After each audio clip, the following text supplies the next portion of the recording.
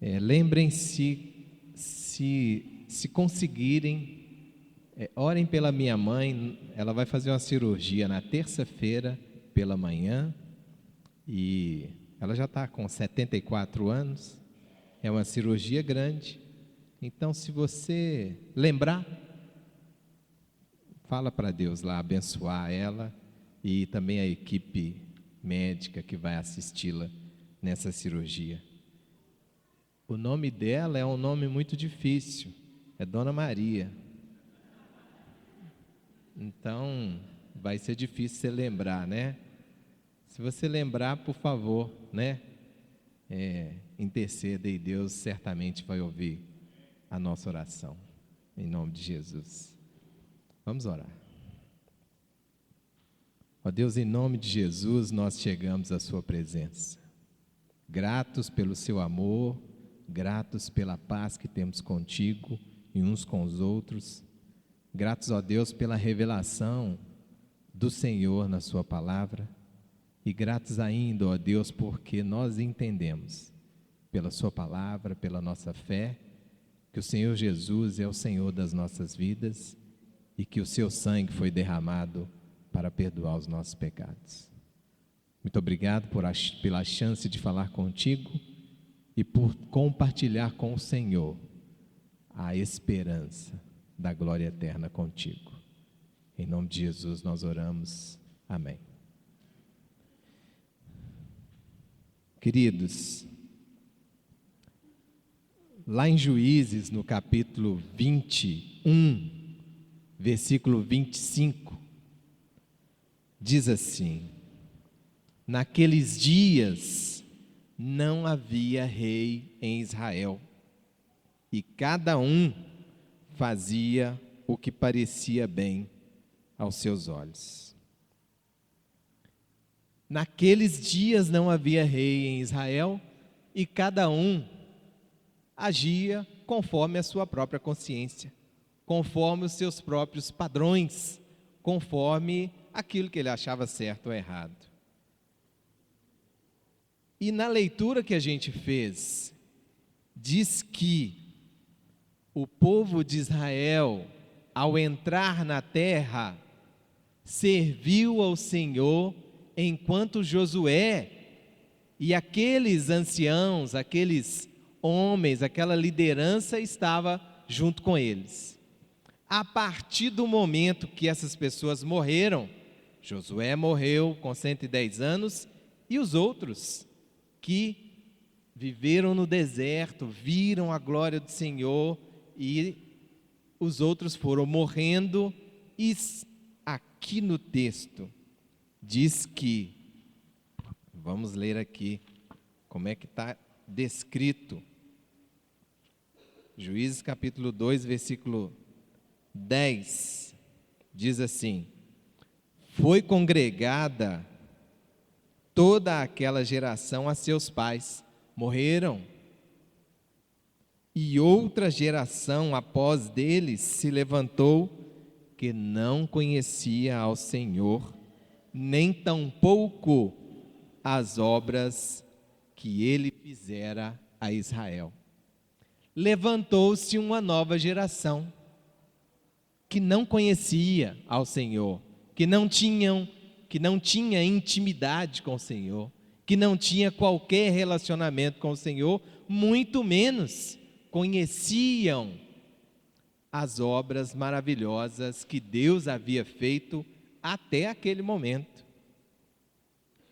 Esse é apenas o início de uma história de infidelidade a Deus. Como Israel foi infiel, né, gente? Como Israel pecou, como Israel desafiou a paciência, a autoridade, a bondade de Deus, como Israel foi rebelde. Agora eu quero que você pense comigo, onde estava o problema nesse caso?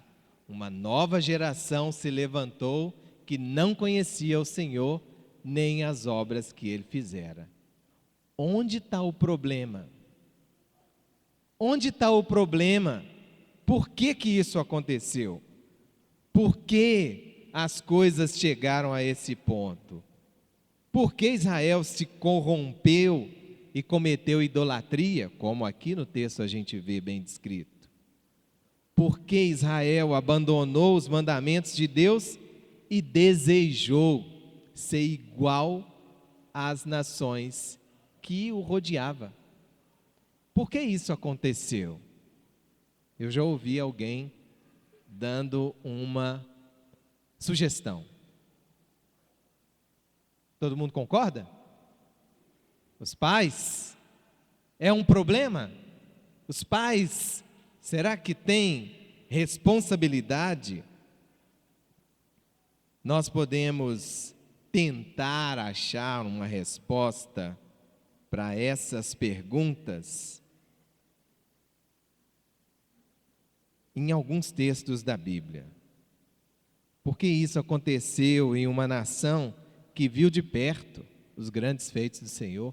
2 vezes as águas se abriram para o povo passar, o Mar Vermelho e depois o Rio Jordão, 2 vezes, com 2 pessoas liderando diferentemente, e ainda assim eles se esqueceram do Senhor. Várias situações, né? Como Deus cuidou desse povo no deserto, como que o deserto não os afetou, como que suas roupas não se envelheceram, tampouco seus sapatos. É relato bíblico. E ainda assim, uma nova geração se levantou sem conhecer o Senhor. Quem poderia ser responsável ou apontado como responsável por essa situação? Os pais certamente têm uma parcela de responsabilidade nisso. Lá em Deuteronômio, capítulo 4, versículo 9 e 10, a Bíblia diz assim: tão somente guarda-te a ti mesmo e guarda bem a tua alma, que não te esqueças daquelas coisas que os teus olhos têm visto, e não se apartem do teu coração todos os dias da tua vida, e as farás saber a teus filhos, aos filhos de teus filhos.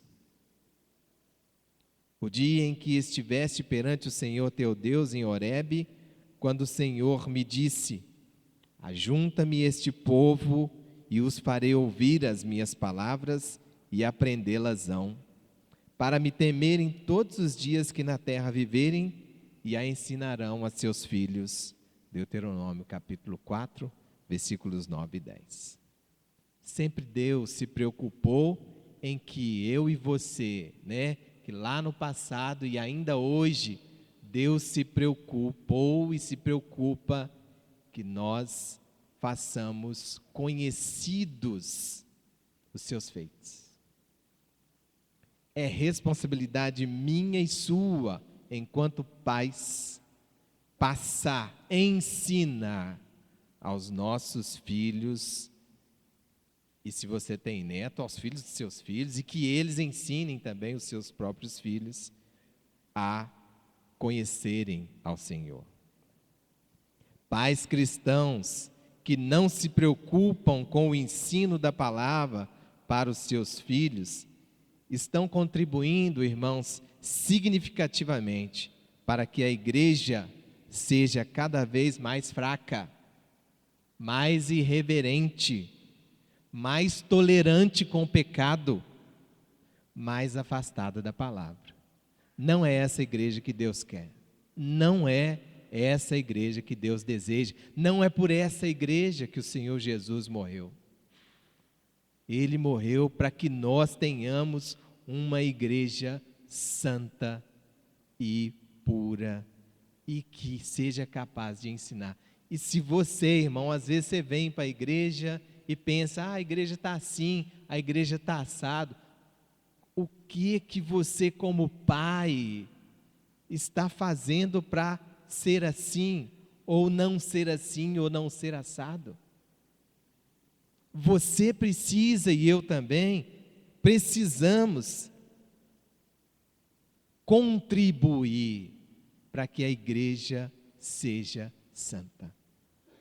Você precisa, você, irmão, pai, mãe, tem essa responsabilidade.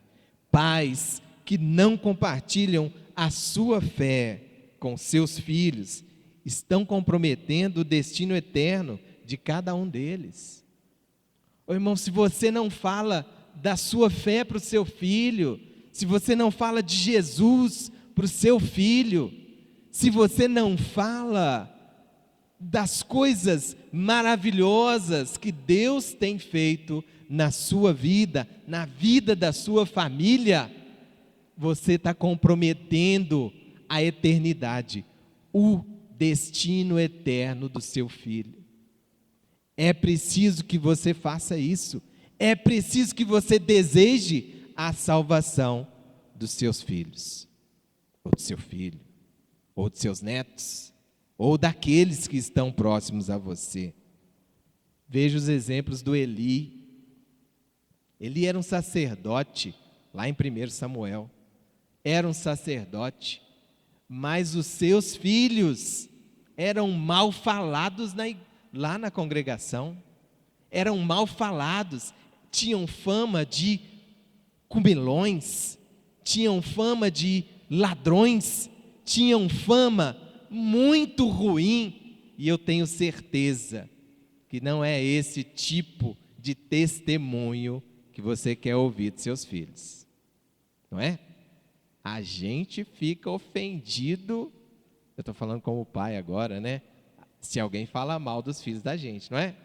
Ninguém gosta. Eu posso falar, mas se o fulano falar, não é assim que a gente age? Eu posso falar, mas se o fulano falar, aí não.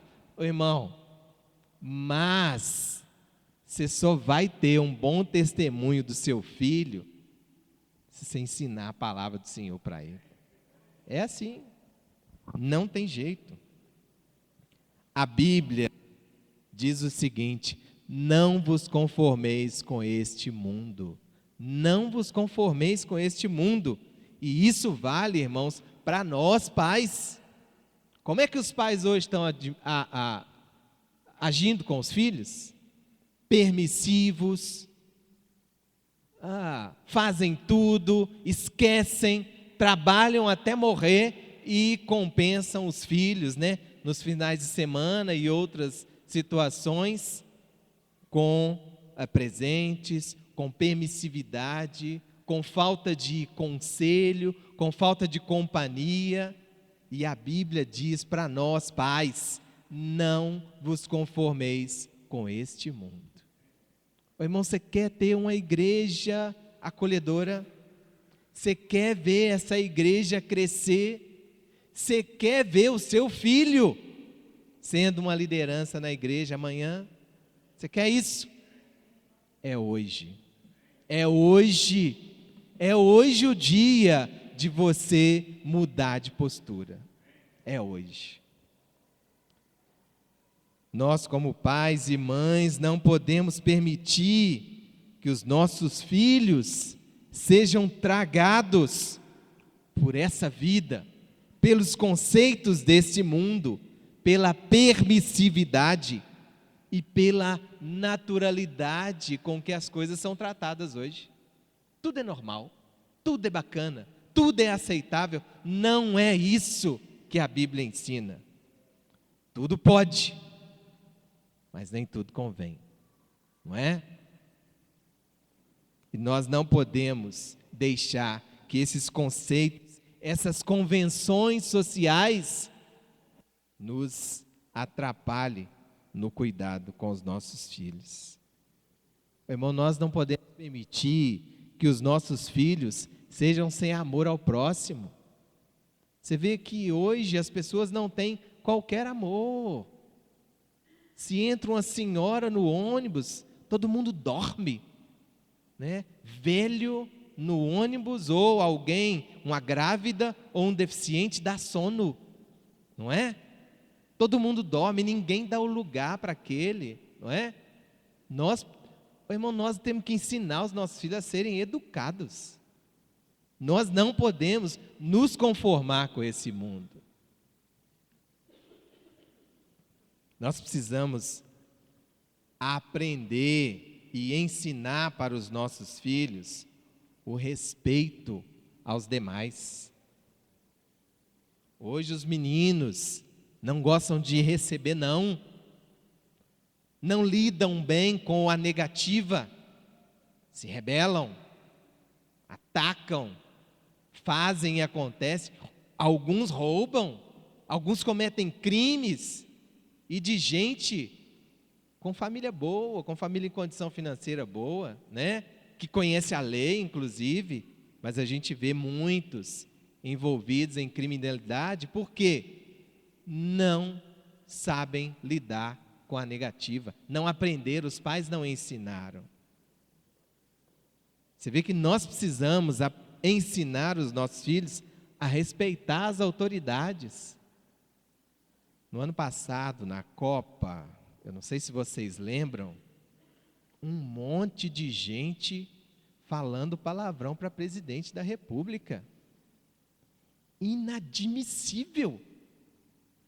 Inadmissível uma situação dessa. Uma senhora de mais de 60 anos, gente. E um coro de mais de 50 mil pessoas falando palavrão com a presidente. Primeiro, ela é uma autoridade. Ela é a maior autoridade desse país. E segundo, ela é uma senhora de 60 anos, mãe, avó. Terceiro, ela é uma mulher que tem que ser respeitada. E muita gente, várias pessoas, inúmeras pessoas, aplaudindo aquela situação nas redes sociais. É isso mesmo. Irmãos, a igreja não pode tolerar a falta de respeito. Os pais dessa igreja, da igreja que Jesus morreu por ela, têm que ensinar os seus filhos a respeitarem os mais velhos, a respeitarem as autoridades, a respeitarem, enfim, qualquer pessoa. Nós não podemos pensar nas nossas novas gerações como a geração dos filhos de Israel.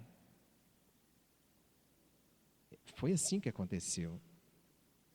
Os filhos hoje não são generosos, são egoístas, querem tudo para si, e nós precisamos melhorar o nosso ensino. Não amam a Deus, amam os prazeres desse mundo, amam as baladas, amam sair com os amigos, amam outras coisas, mas não as coisas de Deus, e ainda são ingratos. Se o pai ou a mãe não faz, deixou de fazer a obrigação deles, né? E o Senhor nos ensina, pela graça que Ele nos deu, que nós precisamos ser o quê? Gratos uns aos outros, né? E sermos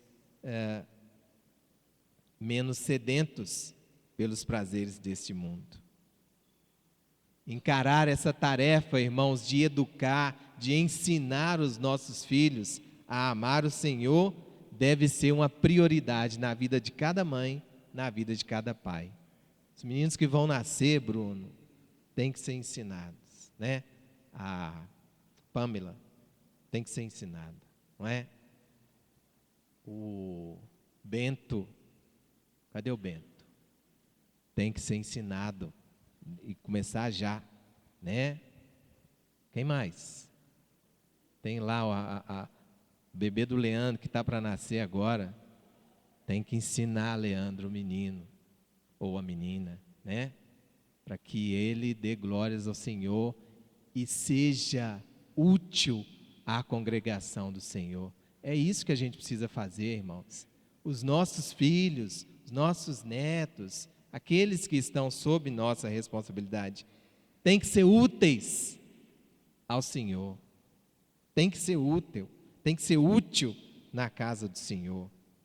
E nós precisamos ter isso como uma prioridade.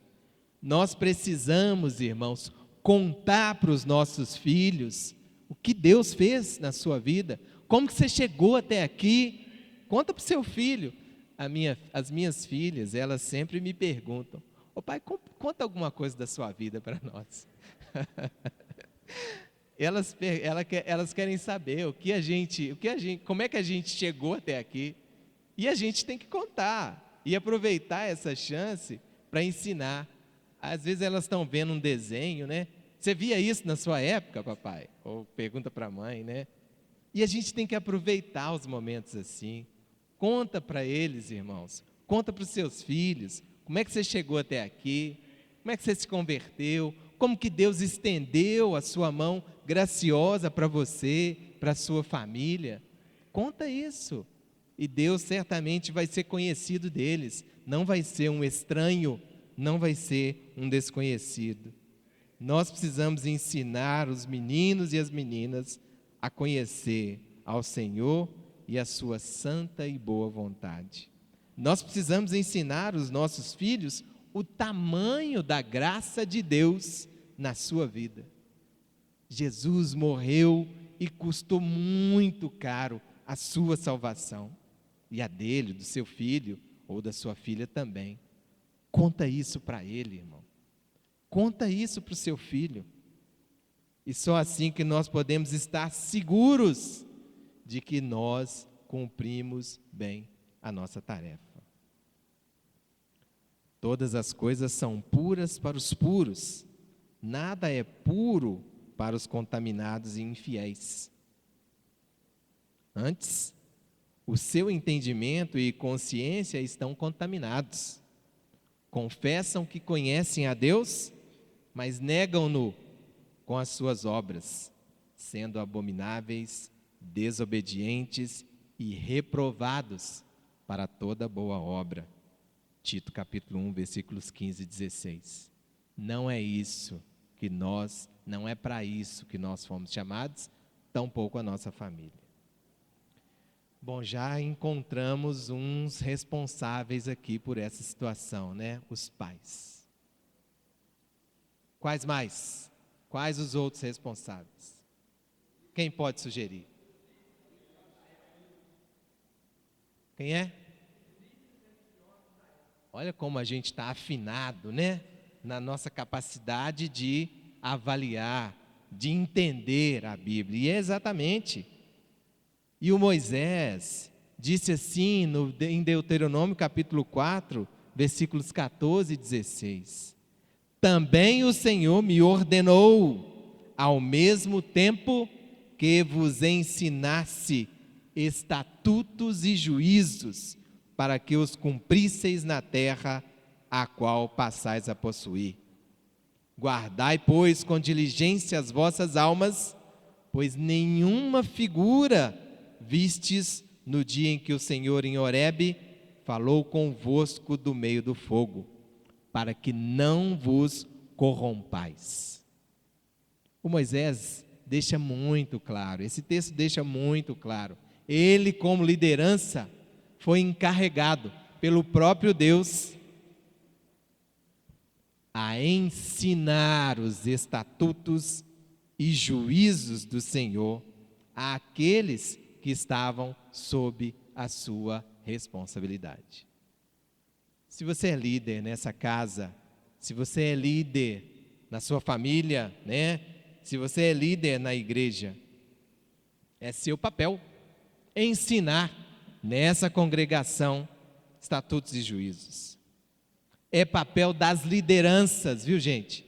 É papel das lideranças cuidar para que as novas gerações conheçam ao Senhor. A omissão, no caso do líder, é um pecado gravíssimo. O líder que se omite do seu papel, ele não pode ser líder. Não pode. E Deus tirou vários, né? Omisso, irresponsável, sem amor aos seus. Eli foi um outro exemplo de um líder omisso. Não fez o que Deus havia dito. E ele foi tirado. E Deus falou: olha, você vai perder o seu lugar. E ele perdeu. Em Juízes, os líderes antigos lá em Juízes se preocuparam com o quê? com as conquistas, com a invasão da terra, a tomada da terra. E aí, claro, eles tinham que ter essa preocupação mesmo, porque essa foi uma tarefa que Deus deu a eles. Vocês vão tomar a terra. E eles se preocuparam com as guerras, em estabelecer a nação. Só que a base de estabelecimento dessa nação era a obediência ao Senhor, e eles não atentaram para isso. E eu quero te perguntar uma coisa agora.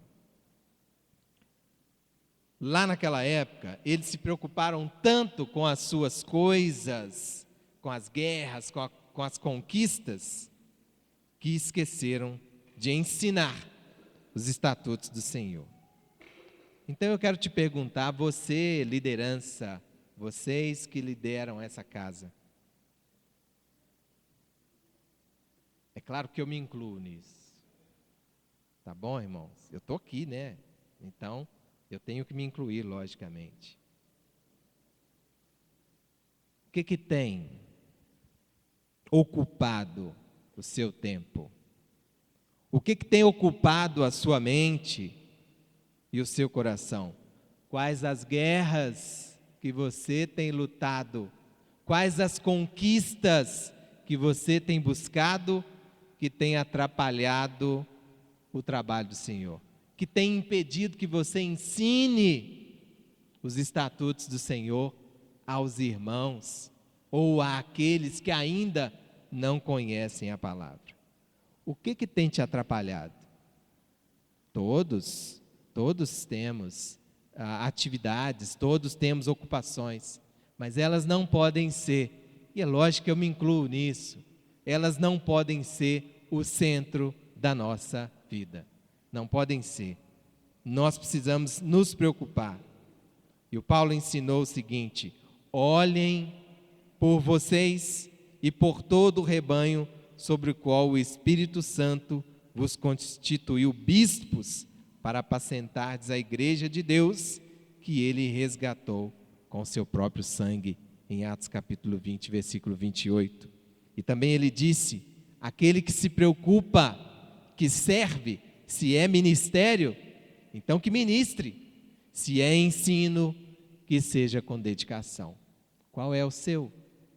Qual é o seu ministério? Qual é o seu papel nessa congregação, irmão?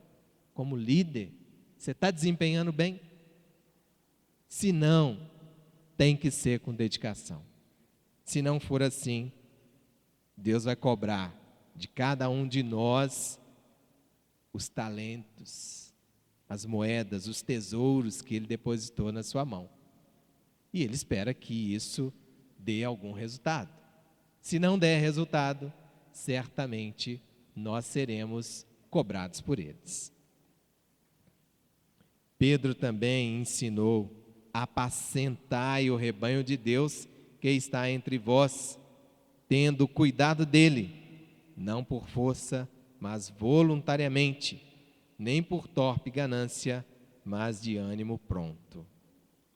É papel das lideranças, irmãos, formar novos líderes. Eu já vejo, e já falei para alguns, você vai ser útil na igreja. Você vai ser, e nós precisamos, irmãos, enxergar aqueles que têm o potencial de conduzir as pessoas.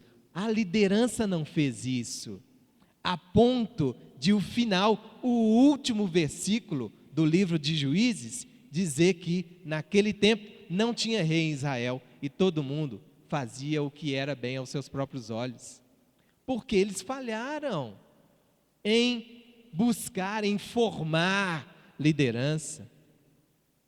Ô irmão, nós, liderança dessa igreja, precisamos formar irmãos, e se você tem esse desejo de ser um servo do Senhor, em ensinar, então se apresente, para que a igreja possa te dar os subsídios necessários para você cumprir esse papel e bem.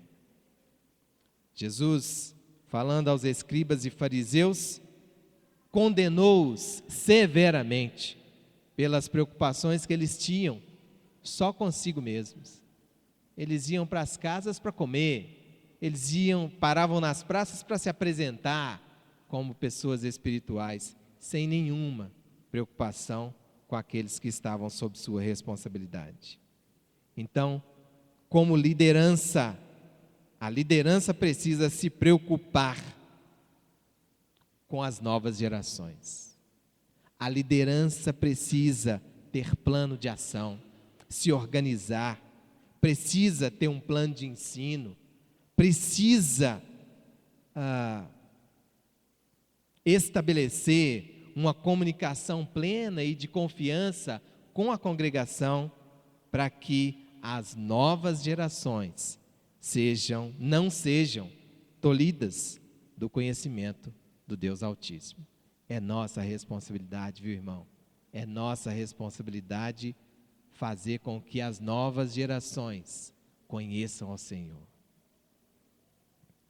Bom, já identificamos 2 responsáveis. Quem é o terceiro?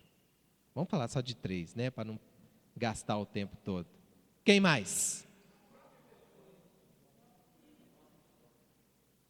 Aí, como é que a gente está afinado, tá vendo? E é exatamente cada um de nós.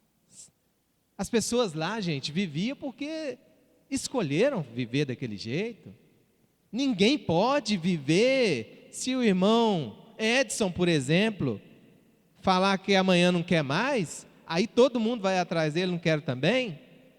Cada um é responsável pela sua atitude, cada um é responsável pelos seus próprios atos, cada um vai ser cobrado individualmente no dia em que ele vier voando sobre as nuvens, não é?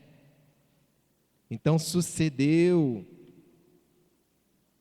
que um dia, indo Eliseu a Sunem, havia ali uma mulher importante, a qual o reteve para comer pão. E sucedeu que todas as vezes que passava por ali, entrava para comer pão. E ela disse ao seu marido: eis que eu tenho observado que este, que sempre passa por nós, é um santo homem de Deus. As pessoas têm olhado para você e têm falado isso? O Eliseu passava lá, comia pão com a senhora, ela convidava, né? E ela, de tanto observar a postura dele, falou com o marido: esse homem é de Deus, viu? Esse homem é santo de Deus. Qual é o testemunho das pessoas a seu respeito, irmão? Você é de Deus. Você é de Deus. É isso que as pessoas têm visto na sua vida? Ele espera que nós sejamos dele.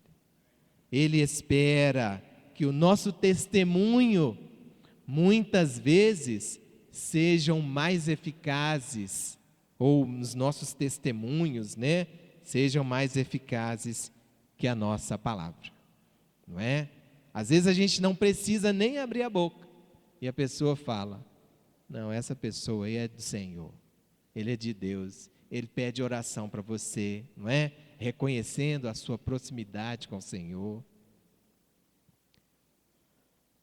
E é muito bom, né? É muito bom quando você e eu temos de Deus a mão estendida e Ele nos concede o cuidado, Ele nos concede a proteção, o sustento e tudo que precisamos, não é bom? Nós falamos aqui que Deus é bom, não é? Ele cuida de nós. Mais gratificante ainda será se nós compartilharmos com as outras pessoas o que Deus tem, com o que Deus tem nos abençoado, né? Como Deus tem nos abençoado. Nós, se compartilharmos com as outras pessoas, nós seremos benditos e vamos abençoá-las também. Nós precisamos, irmãos, como as lideranças, enfim, como qualquer outro discípulo de Jesus, assumir aquilo que Ele nos falou. nós precisamos declarar às outras pessoas o que Deus fez por nós. As nossas novas gerações só vão conhecer o Senhor se nós falarmos para elas. Então, por isso que era a responsabilidade de cada pessoa em Israel, essa geração que era desobediente ter nascido. Ninguém se preocupou em falar, em ensinar do Senhor àquela gente. Eu estou terminando, mais 2 textos. O salmista, no Salmo 103, disse assim: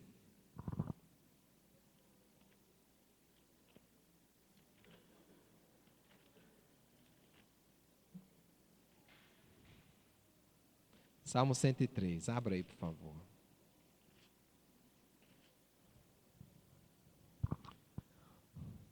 Davi disse assim: bendize a minha alma ao Senhor, tudo o que há em mim, bendiga o seu santo nome. Bendize a minha alma ao Senhor e não te esqueças de nenhum dos seus benefícios. É Ele que perdoa todas as nossas iniquidades e sara todas as tuas enfermidades. Quem redime a tua vida da perdição e te coroa de amor e de compaixão. Quem enche a tua boca de bens, de sorte que a tua mocidade se renova como a da águia. O Senhor faz retidão e justiça a todos os oprimidos. Bendize, ó minha alma, e não te esqueças de nenhum dos seus benefícios. É isso que a gente precisa fazer. Não esquecer, falar para as pessoas de todos os benefícios que Deus tem feito para nós. E certamente, a igreja que se comporta assim, vai contribuir significativamente para que as novas gerações conheçam e queiram conhecer o Deus que nos criou de maneira maravilhosa. E nos salvou mais espetacularmente ainda com a mais perfeita demonstração de amor. Deus fez isso por nós, Deus fez isso por você, não foi? E só mais um texto para a gente concluir.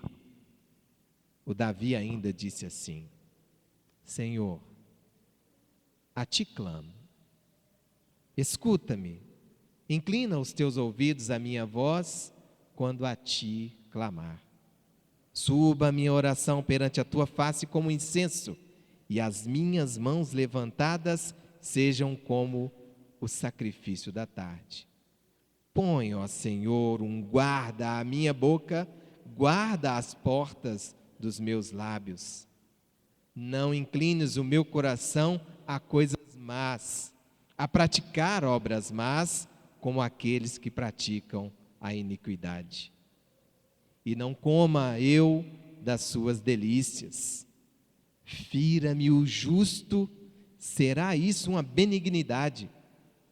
E repreenda-me, será um excelente óleo que não me quebrará a cabeça, pois a minha oração também ainda continuará nas suas próprias calamidades. Davi falou isso no Salmo 141, versículo 1 a 5. Que a nossa boca seja policiada, né? Que os nossos deleites sejam nas coisas do Senhor e não nas coisas desse mundo. E que a gente aceite, inclusive, que o irmão, às vezes, vai dar um mau testemunho sobre o nosso filho. E se ele é um irmão, que nós possamos, ter a simplicidade e a humildade de ouvir isso e de aprender. E de observar que em algumas coisas a gente pode estar falhando na educação dos nossos filhos. Não é ruim não, viu, irmãos? Eu preciso aprender isso e certamente todos. Nossa preocupação com o futuro passa primeiro pela nossa preocupação em valorizar e buscar as coisas do alto. Buscar primeiro, como nós cantamos agora há pouco. As gerações futuras, irmãos, só levarão a cabo a tarefa de pregar o Evangelho e viver segundo os preceitos de Jesus, se cada um de nós, no dia de hoje, se cada um se comprometer com esse futuro. Você tem que se comprometer com o futuro das novas gerações. Nosso desafio está em buscar, como nós cantamos agora há pouco, buscar primeiro o reino de Deus e nos desvencilhar de todo peso, de toda preocupação com as coisas deste mundo, de todo pecado e de tudo aquilo que nos atrapalha viver uma vida que realmente agrade a Deus. Todo homem, ele quer buscar a Deus, ele quer encontrar com alguém que lhe seja superior, mas alguém que lhe supra o vazio, aquilo que ainda não foi completado. Está em Deus. E essa é a nossa oportunidade. Diz a Bíblia que Deus colocou no coração do homem a eternidade. E esse desejo de ser eterno só pode ser suprido no encontro com o Senhor Jesus. Que as novas gerações sejam abençoadas e que nós possamos cumprir o nosso papel com aquilo que Deus tem nos dado como função e obrigação e privilégio de participar da construção de uma igreja plena, de uma igreja sadia, de uma igreja espiritual e, sobretudo, de uma sociedade mais amena, mais respeitosa, mais capaz de ser respeitosa o suficiente para entender que Deus está acima de todas as coisas. Se você quer mudar a sua vida, se você quer buscar isso na sua vida, na sua família, nós vamos estar aqui na frente e te convidamos para que você venha e receba a oração em nome de Jesus, para a glória e honra dele. Amém.